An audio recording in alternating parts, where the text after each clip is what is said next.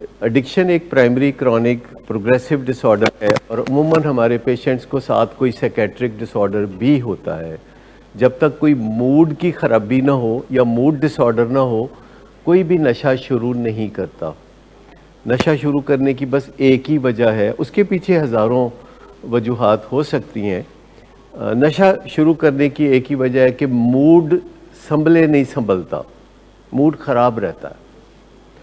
اس میں بہت سی وجہ ہمارے لائف سٹائل کی ہے کہ ہمارا موڈ کیوں خراب رہتا ہے. ہمارا لائف سٹائل ہے جو کہ موڈ کو خراب کرتا ہے. یہ سونا نہیں صحیح ٹائم پہ اور ایکسرسائز نہ کرنا اور آپس میں ناراض نروز رہنا, یہ عام بات ہے نا گھروں میں, یا کوئی کسی گھر میں یہ مسئلہ ہے. لڑائی جھگڑا, ماں باپ بھی بعض اوقات کوئی باتیں ایسی کہہ دیتے ہیں جو نہیں کہنے والی ہوتی, پر کئی دن سے جمع کیا ہوتا ہے غبار, پھر وہ کہہ دیتے ہیں, پھر واپسی میں بچہ بھی کہہ دیتا ہے, پھر کوئی ساس بہو کا بھی مسئلہ ہو جاتا ہے گھروں میں, میاں بیوی کے درمیان, بچوں کے درمیان, بھائیوں کے درمیان, جہاں کمبائنڈ فیملی سسٹم ہو, کچھ نہ کچھ ایسی بات ضرور ہو جاتی ہے. گھروں میں یہ باتیں ہوتی رہتی ہیں اور اس کی وجہ سے بھی موڈ خراب ہوتا ہے. پلس پھر کچھ گھروں میں موڈ اس وجہ سے بھی خراب ہوتا ہے کہ پیچھے جینیٹکس چل رہی ہوتی ہیں. جینیٹکس, کیا آپ کو پتہ ہے کہ کچھ گھروں میں زیادہ موڈ خراب رہتا ہے؟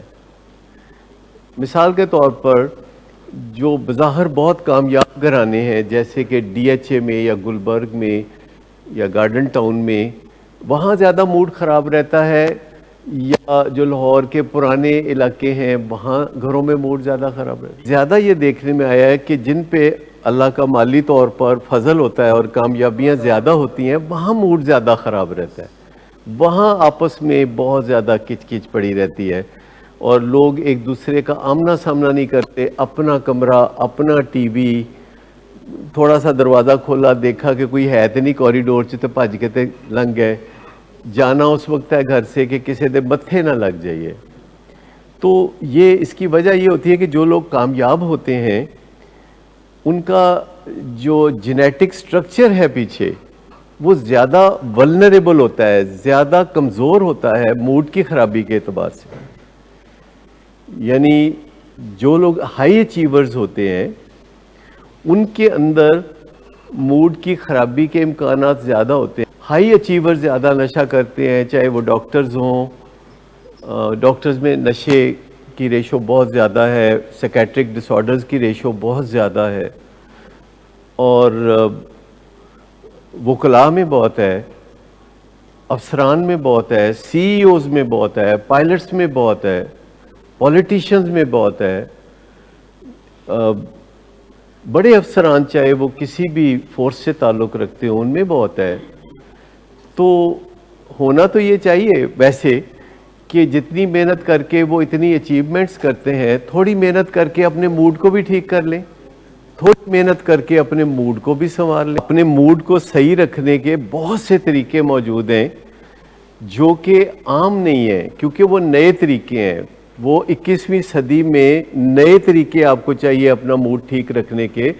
جو 20ویں صدی میں طریقے تھے وہ 21ویں صدی میں کام نہیں کرتے. مثال کے طور پر 20ویں صدی میں ٹیلی فون تھا, لینڈ نمبر.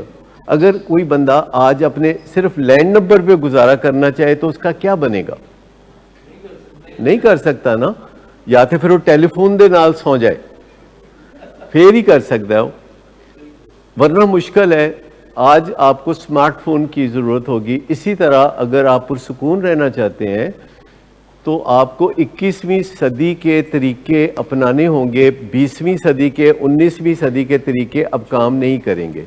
اور انسانوں کے ساتھ پرابلم یہ ہے کہ وہ نئے طریقوں کو ذرا آہستہ آہستہ اپناتے ہیں, پہلے وہ پرانے طریقوں کے ساتھ لنگر آن کرنا چاہتے ہیں. اور جو نئے طریقے ہیں جو کہ موجود ہوتے ہیں, نئے سولوشنز موجود ہوتے ہیں اور بہت آسان ہوتے ہیں. نئے سولوشنز کی ایک خوبی یہ بھی ہے کہ وہ آسان ہوتے ہیں, کہ جس طرح پہلے کال ملانی پڑتی تھی امریکہ میں دعائیں مانگ مانگ کے, اب آپ کو تو ایک بٹن دبانا ہے اور امریکہ میں آپ اپنے بھائی سے مفت میں بات کریں گے. پہلے 3 منٹ کے لیے بات ہوتی تھی، $7 میں بات ہوتی تھی، اور بکنگ جو ہوتی تھی اور اس پہ بیچ میں کوئی میم بار بار کہتی تھی کہ بس کرو بڑیاں گلاں ہو گئی ہیں، تہاڈا ٹائم مک گیا ہے. تو اس طرح کی چیزیں تھی. تو نئے طریقے سستے، آسان اور ریلائبل ہوتے ہیں اور بہتر ہوتے ہیں، لیکن ہم بعض اوقات پتہ نہیں کرتے کہ جو نئے طریقے ہیں جیسے بیہیورل طریقے ہیں. تو جو 21ویں صدی کا طریقہ ہے وہ یہ ہے کہ آپ کسی سے بھی بات چیت کریں تو آپ کا جو بیہیویئر ہے اس میں شدت نہیں ہونی چاہیے، اس میں ابیوسو بیہیویئر نہیں ہونا چاہیے، ایگریشن نہیں ہونی چاہیے، مار کٹائی نہیں ہونی چاہیے، اور لمبا ٹائم خرچ نہیں ہونا چاہیے کسی بھی فیملی ممبر کے ساتھ. آپ کا جو انٹریکشن ہے، متنازع انٹریکشن، متنازع یعنی جس میں تنازع ہے، متنازع انٹریکشن مختصر ہونا چاہیے، جو کہ ہم سجیسٹ کرتے ہیں کہ 1 منٹ میں آپ نپٹا دیں، جس میں آدھے منٹ میں آپ گلہ شکوہ کر لیں یا تنقید کر لیں، اور باقی کے آدھے منٹ میں یعنی 30 سیکنڈ میں آپ جو ڈیمیج ہوا ہے اس کو فوراً ریپیئر کر لیں. جیسے کئی دفعہ ڈیمیج ریپیئر کرنے کے لیے آپ پہلے ہی کہتے ہیں آپ برا تو نہیں منائیں گے میں ایک بات کہوں، تو یہ ایک ڈیمیج ریپیئر کرنے کی ایڈوانس کوشش ہوتی ہے. لیکن اگر آپ فرض کریں تنقید کرتے ہیں کسی فیملی ممبر پہ، اور اس کے بعد آپ کہتے ہیں کہ آپ میرے چھوٹے بھائی ہیں اور میں آپ سے بڑا پیار کرتا ہوں، اور اس پیار کی لگن کی وجہ سے میں آپ کو یہ سمجھا رہا تھا، اور اتنے میں ساتھ آپ قریب ہونا شروع ہو جاتے ہیں اور گلے لگا لیتے ہیں، تو یہ ڈیمیج چھوٹا سا جو 30 سیکنڈ میں آپ نے کیا اسے آپ کور اپ کر دیں گے.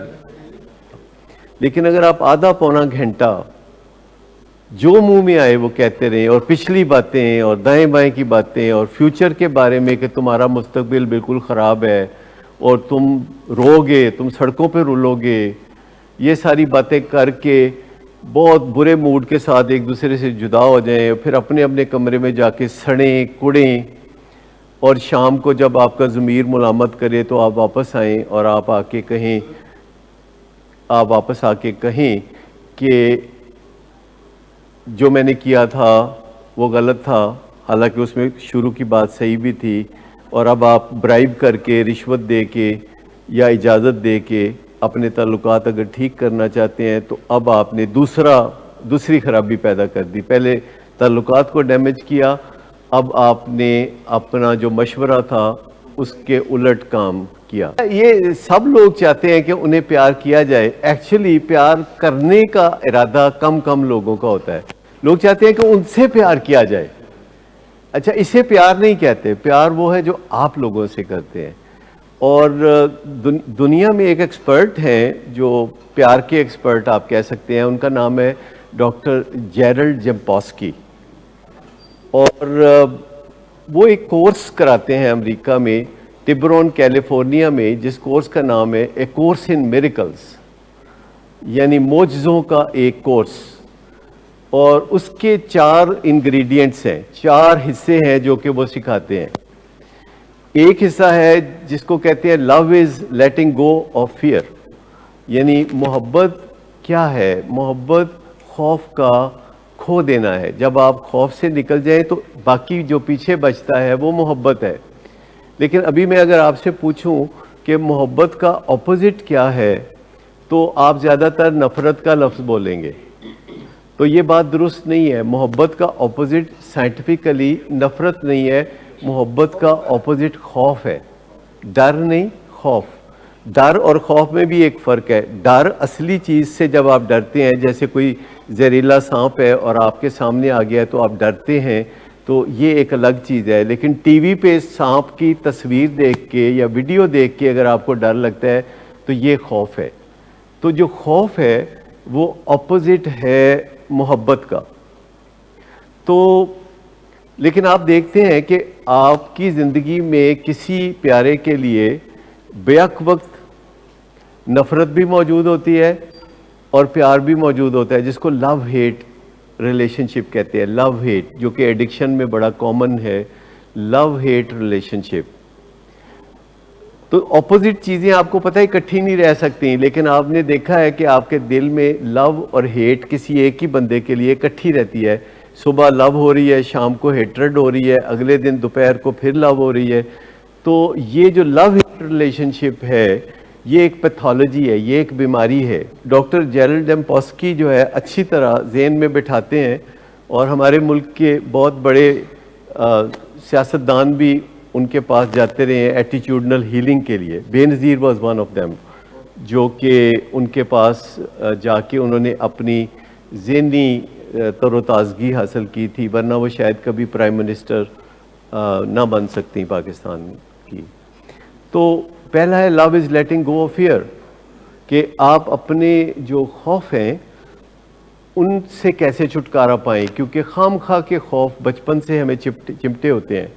میں نے ایک لڑکے کو خوف زدہ دیکھا، انتہائی خوف زدہ دیکھا اس بات سے کہ وہ کہہ رہا تھا کہ اگر میں جا کے اپنی ماں کو گلے لگاؤں گا تو وہ مجھے دھکا دے دے گی، وہ مجھے قبول نہیں کرے گی. حالانکہ کوئی ایسی بڑی بات نہیں تھی، لیکن ناراضگی تھی. تو اس کے ذہن میں یہ خوف تھا کہ میری ماں، سگی ماں، جب میں جا کے پیار سے معافی مانگ کے اس کو گلے لگاؤں گا، جو کہ میں سجیسٹ کر رہا تھا، اور وہ جو ڈرتا تھا اپنی ماں سے کہ نہیں ڈاکٹر صاحب آپ کو کیسے یقین ہے کہ وہ مجھے گلے لگا لیں گی. یعنی اگر آپ کو خیال ہے کہ آپ اپنے بیٹے کو گلے لگائیں گے تو وہ گلے نہیں لگنے دے گا، یا وائس ورسا، تو یہ ہے وہ کیفیت جس کا ذکر ڈاکٹر جیرلڈ جمپاسکی کرتے ہیں، کہ اس خوف کو کھو دینا جو آپ کو لگتا ہے کہ جب آپ محبت لے کے آگے بڑھیں گے تو دوسرا اس کو ریجیکٹ کر دے گا. یہ ایک خوف ہے. اس خوف سے نجات پانا ہے جس سے کہ محبت کا آپ پوری طرح سے لطف اٹھا سکتے ہیں. دوسری بات یہ کہ ٹیچ اونلی لو، یہ ان کا دوسرا نقطہ ہے، teach only love. Teach only love سے مراد یہ ہے کہ جو بات بھی کسی سے کہنی ہے محبت سے ہی کہنی ہے، اور اسے کافی سمجھنا ہے. دنگا فساد کر کے کسی کو کوئی بات کہیں اور اس کا اثر زیادہ ہو، اس چیز پہ یقین نہیں رکھنا. Teach only love. تیسری بات ہے کہ to give is to receive, کہ لینے کا دینا ہے. اس دنیا میں سلامی کا قانون ہے. جیسے آپ کسی کے شادی بیاہ میں جو سلامی ڈالتے ہیں تو آپ توقع رکھتے ہیں کہ وہ واپس پہلے آپ دیں گے، پھر توقع آپ رکھیں گے. اور چوتھی چیز ہے forgiveness is the key to happiness، یعنی معاف کرنا، بالکل معاف کر دینا، اور روز معاف کرنا، اور صبح دوپہر شام معاف کرنا، دوسروں کو اور اپنے آپ کو معاف کرنا. حتیٰ کہ وہ اس کو یہاں تک لے جاتے ہیں کہ forgive God also، کہ اگر اس نے کہیں آپ کی کوئی خوشی پوری نہیں کی، کہیں آپ کا کوئی کام نہیں بنا، کہیں آپ کو کوئی پرابلم آ گیا ہے، forgive him as well. تو یہ 4 نکات ہیں جس کے اوپر یعنی محبت کی ساری عمارت جو ہے وہ تعمیر کی جا سکتی ہے. یہ جو ایڈکشن کی بیماری ہے یہ ایسی خلیج پیدا کر دیتی ہے جس کو پر کرنا بڑا مشکل ہوتا ہے. جب بھی تنقید ہوگی ڈیمیج ہوگا، اور جب بھی ڈیمیج ہوگا آپ کو اس کو ریپیئر کرنا پڑے گا، ورنہ آپ کی زندگی کی گاڑی آگے کیسے چلے گی؟ ڈیمیج کو تو ریپیئر کرنا پڑے گا. forgiveness کا جو لفظ ہے یہ forgo سے ہے. forgo کا مطلب ہے پیچھے گزر جانے دیں کسی چیز کو صحیح طریقے سے. اردو میں جو لفظ معافی ہے یا معاف کر دینا ہے، یہ forgiveness کا صحیح ترجمہ نہیں ہے. معافی نہیں ہے صحیح مطلب. یہ جو معافی ہے نا، یہ کچھ ہمارا جو تصور ہے معافی کے ساتھ وابستہ، وہ ہیوملیشن سے ہے، ہیوملیٹ ہونے سے ہے. جبکہ forgiveness کا جو لفظ ہے وہ معافی کا انگریزی ترجمہ نہیں ہے. forgiveness کا مطلب ہے forgo سے، پیچھے گزر جانے دینا. جیسے کہ اگر آپ ٹرین میں ہیں اور ٹرین چل رہی ہے، اور اسٹیشن پہ جب وہ چلی ہے ٹرین تو آپ اسٹیشن کو پکڑ لیں، تو کیا ہوگا اس کا نتیجہ؟ الٹیمیٹلی اس کا نتیجہ ہوگا کہ آپ کا سفر رک جائے گا، ٹرین آگے نکل جائے گی، آپ وہیں گر جاؤ گے. کسی چیز کو گزر جانے دو، کیونکہ سب سے غلطیاں ہو سکتی ہیں، اور ہم انسانوں کے اندر حیوان بھی ہے، یہ سب کے اندر ہے، اور اس کو قابو کرنا ہی ہماری زندگی کا اصل مقصد ہے. اس کو جو ہمارے اندر حیوان بھی ایک ہے جو کہ اچھل کے آگے آ جاتا ہے اور ہمیں کچھ کرنے نہیں دیتا اور خود ہی کچھ خراب کام کر بیٹھتا ہے. اور وہ جو حیوان ہے اس کو قابو کرنا، اس کو ٹیم کرنا، یہ ایکچولائزیشن کا ایک پروسیس ہے سائنس کی نظر میں. اور ہمارے مذہب میں اس کو ہے کہ اپنے نفس پہ قابو پانا، جسے نفس کہا جاتا ہے ہمارے مذہب میں، وہ وہی ہے جو ہمارے اندر ایک حیوان ہے جو کہ ہم سب کے اندر موجود ہے. اور وہ مختلف ہو سکتا ہے، کسی کے اندر زیادہ ایگریسو حیوان ہو سکتا ہے، کسی کے اندر پیسیو حیوان ہو سکتا ہے، لیکن میرا خیال ہے کہ سب کو پتہ چلتا ہے کہ ان کے اندر کوئی حیوان ہے. فارگیونیس یونیلیٹرل ہے، اس کے لیے دوسرے بندے سے ملنا بھی ضروری نہیں ہے. دوسرے بندے سے ملنا لازم نہیں ہے. پہلے آپ اپنی تنہائی میں آپ اپنے فادر کو معاف کر سکتے ہیں جو اب شاید دنیا میں بھی نہ ہوں، اور یہ یونیلیٹرل پروسیس ہے. دوسرے بندے کا تعاون آپ کو اس میں نہیں چاہیے کہ وہ آپ کو باقاعدہ وربلائز کرے. یہ کوئی چٹھی نہیں لکھنی ہے آپ نے کہ مجھے معاف کر دو اور وہ لکھے میں نے معاف کیا. اور بعض اوقات جب آپ لوگوں سے معافی مانگتے ہیں تو وہ اور بھی ناراض ہوتے ہیں، وہ آپ سے بات ہی نہیں کرنا چاہتے، یا اس طرح کی کوئی رنجشیں نئی پیدا ہو جاتی ہیں. تو یہ آپ یونیلیٹرلی اکیلے بھی کر سکتے ہیں. اپنے اندر یہ ایک جذبہ پیدا کر سکتے ہیں کہ جو چیزیں پیچھے گزر گئی ہیں یہ کسی انسان کی کوئی ذاتی بیہیورل پرابلم ہوگی. ایک چیز ہے جسے سی بی ٹی کہتے ہیں، آپ نے سنا ہوگا C B T, cognitive behaviour therapy. اور اس کے 5 حصے ہیں. ان 5 حصوں پہ آپ کو کسی بھی دن کام کرنے کا موقع ملے تو آپ کی موڈ مینجمنٹ بہت اعلیٰ ہو جائے گی. پہلا حصہ ہے جس کو ہم کہتے ہیں تھاٹ، کہ ہمارے اندر ایک تھاٹ چلتا ہے جو کہ دوسرے جانوروں میں نہیں ہوتا. انسان کے اندر ایک تھاٹ بھی ہوتا ہے، یعنی یہ تھاٹ ہو سکتا ہے کہ باہر سے امپورٹ کیا ہو، اور یہ تھاٹ ہو سکتا ہے کہ اندر ہی بنایا گیا ہو، اندر ہی مینوفیکچرنگ اس کی ہو. تو تھاٹ ایک ایسی چیز ہے جو کہ کنٹینیوسلی ہمارے اندر چل رہی ہوتی ہے، اور اس تھاٹ کو بہتر بنانے کے لیے ہم اسکول، کالج، یونیورسٹی جاتے ہیں، مذاہب کو سیکھتے ہیں، کلچر کو سیکھتے ہیں، اپنے ماں باپ سے کچھ سیکھتے ہیں، دوستوں سے کچھ سیکھتے ہیں، جس سے یہ تھاٹ شیپ اپ ہوتا ہے. اور ایک ہے کہ پیسیولی ہمارا تھاٹس شیپ اپ ہو، اور ایک ہے کہ ہم ایکٹیولی اپنے تھاٹ کو شیپ اپ کریں. جیسے کہ آج کل اپرچونٹی ہے کہ آپ کو کوئی تھاٹ آتا ہے اور آپ گوگل پہ جا کے سرچ کر کے دیکھتے ہیں اور ریسرچ کرتے ہیں کہ اس تھاٹ کا نفع نقصان کیا ہے، اس تھاٹ کی ویلیو کیا ہے، اس تھاٹ کی بنیادیں کیا ہیں. تو آپ یوٹیوب پہ جا کے اس تھاٹ کے بارے میں جانکاری حاصل کر سکتے ہیں. تھاٹ بہت اہم ہے، تھاٹ کی جو کوالٹی بہت اہم ہے. اگر تھاٹ کی خرابی پیدا ہو جائے تو اس کو شکیزوفرینیا کہتے ہیں. بائی پولر ڈس آرڈر میں بھی تھاٹ کی خرابی پائی جاتی ہے. obsession یعنی او سی ڈی میں بھی تھاٹ کی خرابی پائی جاتی ہے. تو تھاٹ کانٹینٹ جو ہے ہمارا، اگر وہ بہتر ہو جائے، اور آج کل یہ کچھ زیادہ مشکل نہیں ہے. کوئی چھوٹی موٹی بات جو پہلے لوگ آپس میں بحث مباحثہ کرتے رہتے تھے، جیسے آپ ٹی وی دیکھ رہے ہیں اور شاہ رخ خان آیا ہے اور آپ کہتے ہیں کہ اس کی عمر 43 ہے، اور آپ کا بھائی کہتا ہے کہ اس کی عمر 63 ہے، تو آپ 30 سیکنڈ سے بھی کم وقفے میں آپ لکھ سکتے ہیں گوگل پہ کہ شاہ رخ کی ایج کیا ہے، تو وہ آپ کو ایگزیکٹ بتا دیں گے اور اس کے بارے میں اور بھی بہت کچھ بتا دیں گے. تو تھاٹ کی پرورش کرنا ہمارے بہت فائدے میں ہے، جو پہلا سب سے بڑا انگریڈینٹ ہے سی بی ٹی کا. دوسری چیز ہے موڈ.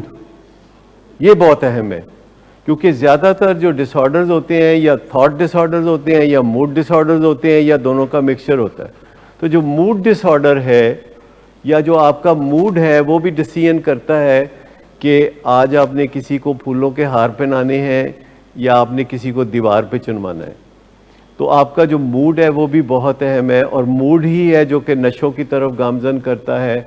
موڈ ہی ہے جو کہ ہمارے گھر والوں کے درمیان رنجشیں ہماری پیدا کرتا ہے، کیونکہ ہم کہیں جا نہیں سکتے، ان کے ساتھ ہی رہنا ہوتا ہے، گھر شیئر کرنا ہوتا ہے. اگر بیوی ہو تو اس کے ساتھ آپ نے ایک کمرہ شیئر کرنا ہوتا ہے، تو سامنے دیکھ کے، خراب موڈ دیکھ کے کچھ نہ کچھ منہ سے کوئی بات بھی نکل سکتی ہے. تو جو موڈ ہے اس کو اچھا رکھنا تھاٹ کے بعد سب سے اہم چیز ہے کہ موڈ کو اچھا رکھیں. اور موڈ کو اچھا رکھنے کے لیے جو پہلا بہت ہی کامیاب فارمولہ ہے جس میں کوئی ہاتھ پاؤں نہیں مارنے پڑتے، وہ ہے کہ سونے کے لیے تیار ہو جائیں ٹھیک وقت پہ. اور اس میں ایک مدد ایکسرسائز سے بھی ملتی ہے کہ اگر آپ نے ایکسرسائز کیا ہے تو آپ سونے کے لیے تیار ہو جائیں گے.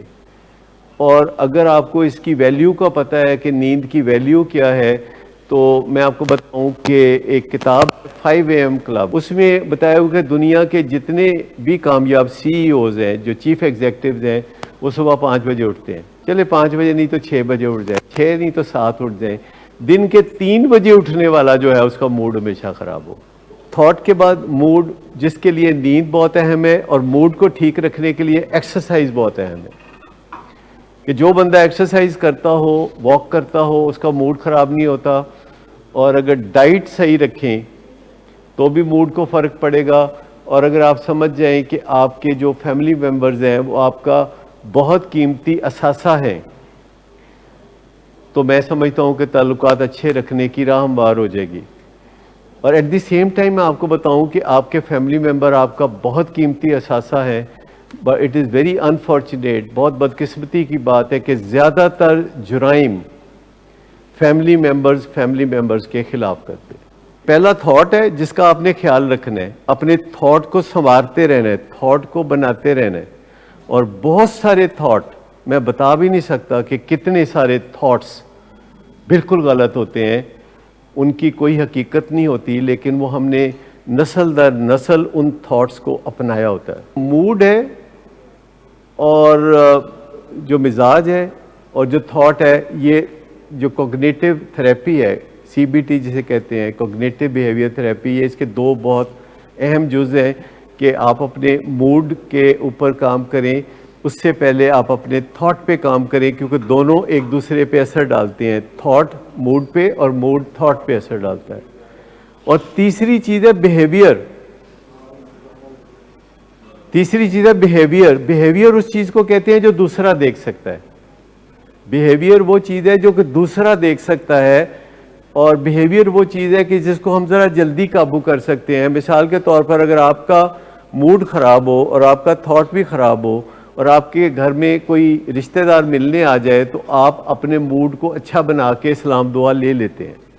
اگر آپ کا دل نہیں بھی چاہ رہا تو آپ ایک رسم پوری کر لیتے ہیں. تو بیہیویئر پہ کام کرنا بہت آسان ہے کہ اگر آپ کے دل میں کچھ اور ہے لیکن آپ پھر بھی اپنے آپ کو برے رویے سے روک دیتے ہیں اور سلام دعا لے لیتے ہیں کسی رشتہ دار سے جس سے کہ آپ کا دل بھی نہیں چاہ رہا سلام دعا لینے کا، یا جس کو آپ کا دل چاہ رہا ہے کہ کوئی برا بھلا کہیں، تو آپ اپنے آپ کو روک سکتے ہیں. اور یہ بیہیورل پارٹ جو ہے یہ بہت امپورٹنٹ ہے کہ آپ اپنے بیہیویئرز کو پہلے اچھا کر لیں. اور یہ تیسرا جزو ہے CBT کا. CBT کو بہت پیچیدہ چیز نہیں ہے، اگرچہ جتنا پیچیدہ بنانا چاہے تو آپ بنا سکتے ہیں، لیکن تھاٹ ہے، موڈ ہے اور بیہیویئر ہے، ان تینوں کا ایک دوسرے پہ اثر ہے جس کے اوپر آپ نے توجہ رکھنی ہے.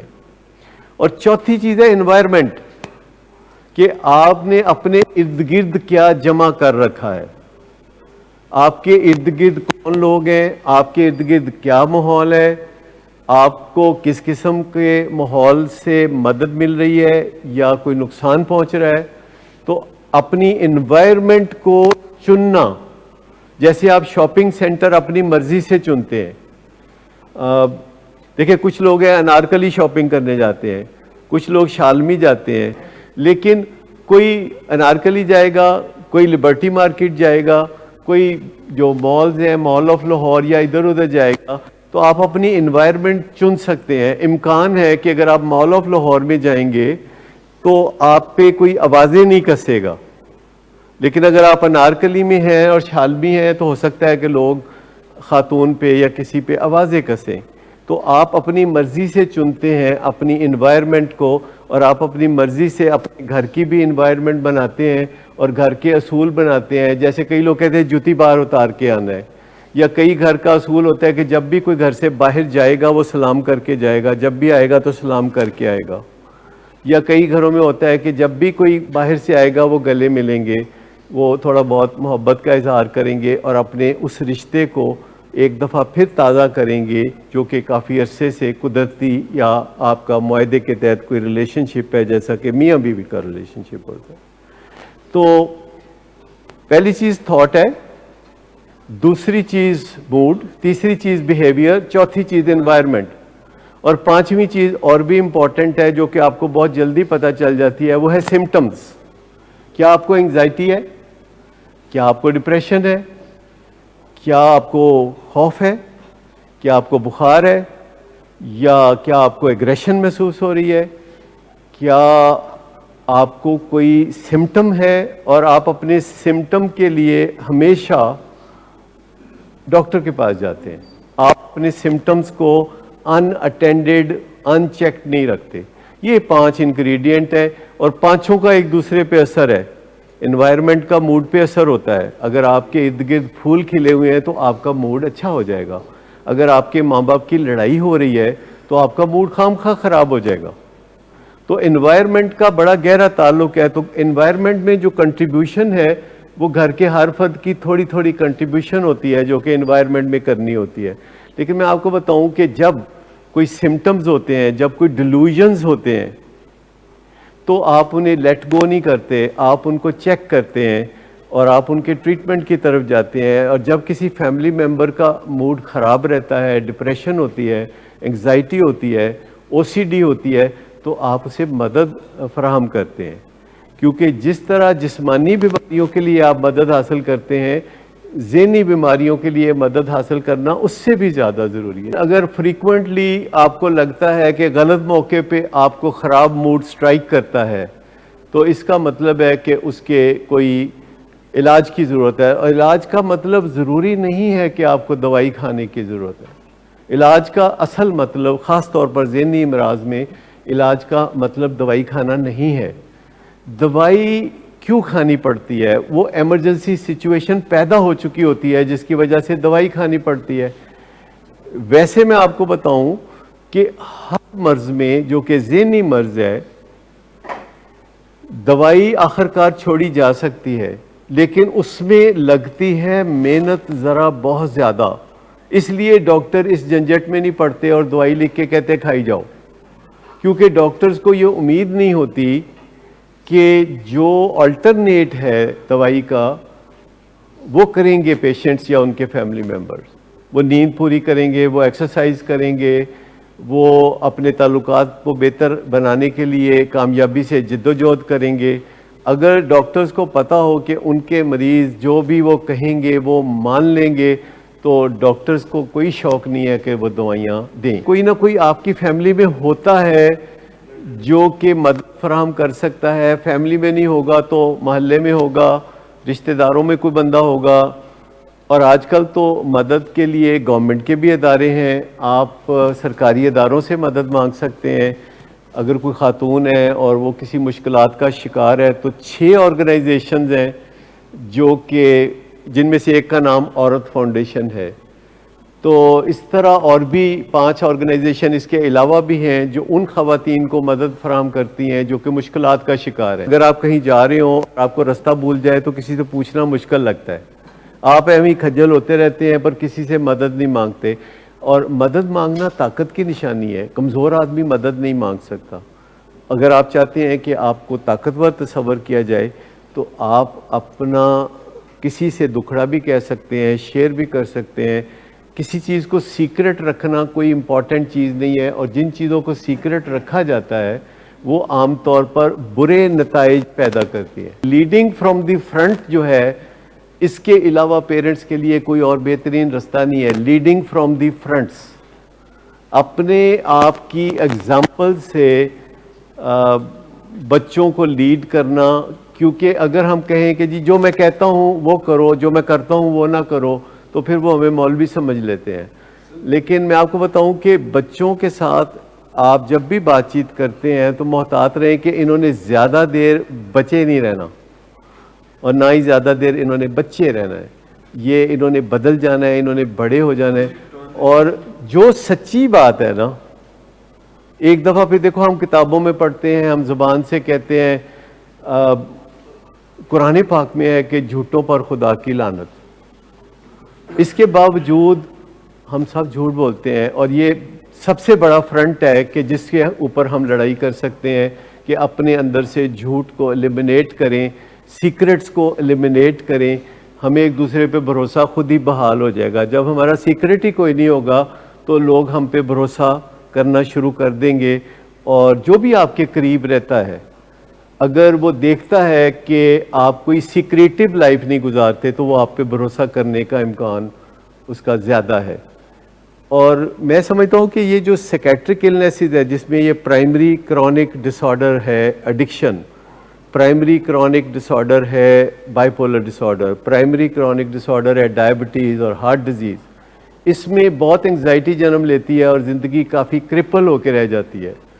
بہت سارے ایشوز ہوتے ہیں جن پہ بات کرنا تھوڑا مشکل بھی ہوتا ہے. تمام پرائمری کرونک ڈس آرڈرز میں آخر کار نتیجہ امپوٹنس کی شکل میں نکلتا ہے، جس کا بہت زیادہ فکر کرتے ہیں سب. تمام کرونک پروگریسو پرائمری ڈس آرڈرز جو ہیں، چاہے وہ دل کی مرض ہو، چاہے شوگر کی مرض ہو، چاہے بلڈ پریشر ہو، یا بائیپولر ڈس آرڈر یا اسکیزوفرینیا، اس کا نتیجہ آخر کار امپوٹنس کی شکل میں نکلتا ہے. اور بہت سارے لوگ اس وجہ سے ڈرگز کے شروع ہو جاتے ہیں کیونکہ ڈرگز استعمال کرنے سے ابتدائی چند مہینے یہ مسئلہ ٹھیک ہو جاتا ہے، کیونکہ انگزائٹی ختم ہو جاتی ہے، ڈپریشن ختم ہو جاتی ہے. لیکن یہی ڈرگز جو پہلے مدد کرتی ہیں امپورٹنس میں، 2 سال بعد 3 سال بعد جب ایڈکشن آ جاتی ہے، الکوہلزم آ جاتا ہے، تو یہی ڈرگز خود بھی امپوٹنس کاز کرنے لگتی ہیں. اور زیادہ تر یہ سمجھا جاتا ہے کہ یہ جو دوائیاں ہیں علاج کی یہ امپوٹنس کاز کرتی ہیں. اگر کوئی بندہ پہلے ہی اپنی ایڈکشن کی وجہ سے یا بائیپولر ڈس آرڈر کی وجہ سے امپوٹنس کا شکار تھا اور ڈرگز سے کچھ عرصہ اس نے مینج بھی کیا تھا اور پھر ڈرگ کے سمیت بھی وہ امپوٹنس کا شکار تھا، تو کیا ڈرگز چھوڑنے سے اس کی امپوٹنس فوراً ٹھیک ہو جائے گی؟ ایسا تو نہیں ہو سکتا. اس کی امپوٹنس ٹھیک ہوگی کئی مرحلوں میں. پہلے وہ ڈرگ چھوڑے گا تو امپوٹنس اور زیادہ ہوگی کیونکہ ڈرگ کے بغیر اس کو بے چینی اور زیادہ ہوگی. پھر وہ نیوٹرل موڈ کے ساتھ ہوگا، پھر اس کا موڈ بہتر ہوگا، پھر اس کا موڈ بہت اچھا ہوگا. جب اس کا موڈ بہت اچھا ہوگا امپوٹنس خود بخود ٹھیک ہو جائے گی. پر اس کے لیے محنت، جد و جہد اور جہاد کرنے کی ضرورت ہے اور اس سے امپوٹنس خود بخود ٹھیک ہو جاتی ہے. لیکن عام طور پر چونکہ اسی ٹائم پہ دوائیاں بھی استعمال ہو رہی ہوتی ہیں، تو وہ پیشنٹ جو اچھی طرح جانتا ہے کہ میں علاج میں آنے سے پہلے بھی اس مسئلے میں مجھے مسائل تھے اور امپوٹنس تھی، لیکن جب وہ دوائی ملتی ہے تو وہ کہتے جی اس دوائی کی وجہ سے میں ایسا ہو گیا ہوں. لیکن میں نے پرائیویسی میں سب کو پوچھ کے دیکھا کہ پہلے تو تسی ٹھیک سو، کہتے جی کوئی نہیں. تو اگر کوئی پہلے ٹھیک نہیں ہے تو نشہ چھوڑنے کے بعد فوراً کیسے ٹھیک ہوگا؟ اس کو تھوڑا ٹائم لگے گا اور اس کو تھوڑا انتظار کرنے کی ضرورت ہوگی. اور یہ کوئی ایسا انوکھا مسئلہ نہیں ہے کہ جو ٹھیک نہ ہو. قدرت نے جتنے بھی مسئلے انسان کے لیے رکھے ہیں ان میں سب سے آسانی سے ٹھیک ہونے والا مسئلہ امپوٹنس کا مسئلہ ہے.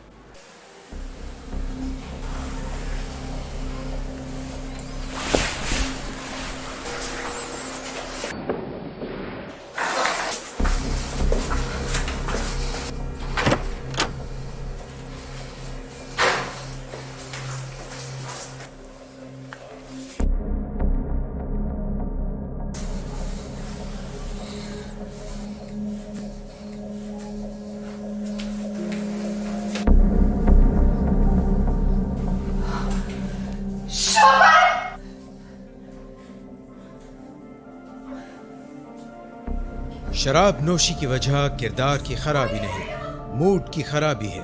شراب نوشی کبھی بھی نشے کی بیماری میں بدل سکتی ہے. نشے کی بیماری ہر سٹیج پر قابل علاج ہے. مدد حاصل کیجیے کیونکہ وہ ایسا نہیں کرے گا. ولنگ ویز سے مدد حاصل کیجیے، کہیں سے بھی مدد حاصل کیجیے، لیکن فوری مدد حاصل کیجیے. جس معجزے کے انتظار میں آپ نے بہت دیر کر دی اب وہ دستک دے رہا ہے. مدد حاصل کیجیے، مدد حاصل کیجیے، مدد حاصل کیجیے.